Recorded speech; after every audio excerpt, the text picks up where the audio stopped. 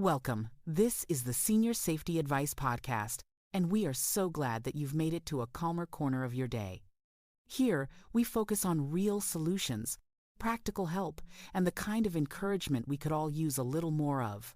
So let's get to it. You know, this time of year brings up a lot of feelings for caregivers. Some sweet, some heavy, some a little mixed. And honestly, that's normal. If you're a caregiver, you already give so much. Your time, your patience, your energy, your sleep, your emotional bandwidth, it's all wrapped up in caregiving. So when the holidays roll around, or birthdays, or any gift-giving moment, there's this quiet pressure that creeps in. What should I give? Will it be enough? Should I try to do something bigger? Or the most painful one, why does it feel like no one's thinking about me? Today I want to talk about managing gift expectations as a caregiver, because this is one of those topics people don't bring up until they're already overwhelmed or disappointed. And you deserve better than that. You deserve peace and clarity and maybe even a little happiness around this whole idea of giving and receiving. So here's the thing we remind caregivers all the time. Caregiving already is the gift. It's the everyday consistency, the errands, the doctor appointments, the laundry, the meals, the emotional support, all of it. Most people will never fully understand the burden you carry, and they honestly won't recognize how much you already give. Not because they don't care, but because they don't see the behind-the-scenes effort that you're living every single day. And because of that, gift-giving moments can feel a little lopsided. Maybe you're expected to organize presents, or buy presents, or wrap presents, or deliver presents. Sometimes you're even expected to help your loved one pick out a gift that they want to give to someone else.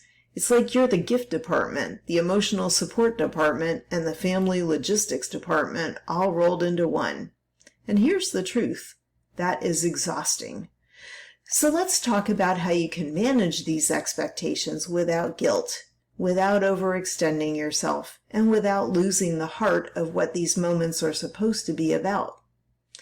One idea we often share with caregivers is this: simplify early and communicate clearly. If you know that a holiday or a birthday is coming up and you don't have the bandwidth for big shopping trips or elaborate gifts, say so. Even something simple like, I'm keeping things small this year, creates a boundary without creating conflict. It also takes some of the invisible pressure off of your shoulders. Another thing to think about is this: gifts don't have to be purchased to be meaningful. Sometimes the most powerful gifts are practical or personal. A framed photo, a handwritten letter, supplying a favorite snack, a cozy blanket. These things are not small, they're thoughtful, and being thoughtful goes a long way. You can also choose to lean into shared gifts. If siblings want to chip in to get something for your parent or spouse, say yes.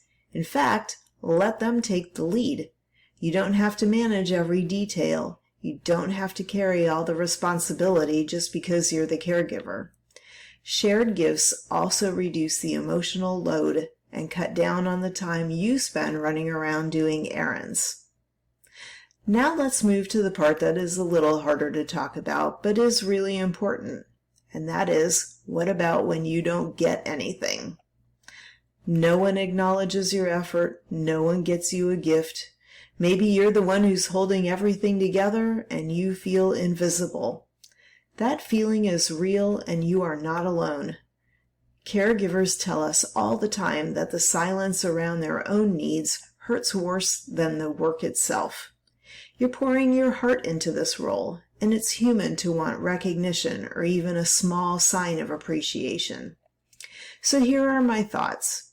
Your worth is not measured in what people give you. I know gifts feel symbolic, and sometimes the absence of a gift feels like the absence of gratitude. But the truth is, most people genuinely don't know how much you hope for that moment of being seen. They're not withholding, they're simply unaware. Still, you can take care of yourself in this space too. So plan a gift for you. Something quiet, something comforting, something that reminds you that your identity exists outside of caregiving. It could be a new pair of slippers, a book, a lunch out, a plant, a new journal, something simple that tells your heart, I matter. That's not selfish, that's self-respect. And if someone asks what you want, please say exactly what would help. Caregivers often dismiss the question with, oh, I don't need anything. But the truth is you probably do need something. Maybe it's a night off. Maybe it's a meal delivery gift card. Maybe it's someone taking over appointments for a week.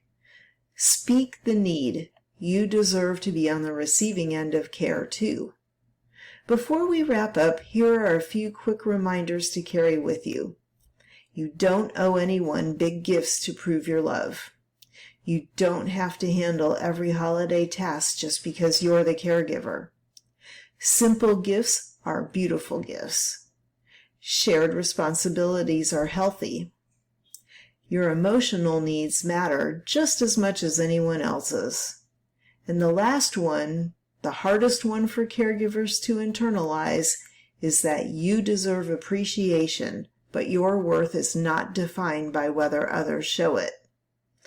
All right, friend, let me leave you with this. Caregiving is one of the most loving roles a person can take on. It asks so much of you. It stretches you, it humbles you, and yet here you are, showing up, giving, caring, and holding everything together in your quiet, steady way. You are already giving a gift every single day. So thank you for being here with me today, and thank you for everything you do, even the parts no one sees. Until the next episode, take care. Bye. This podcast is part of our mission to help older adults live safely and independently. If you'd like to take the next step, visit aginginplacedirectory.com, where you'll find specialists, helpful resources, and inspiration to make every home your place to thrive.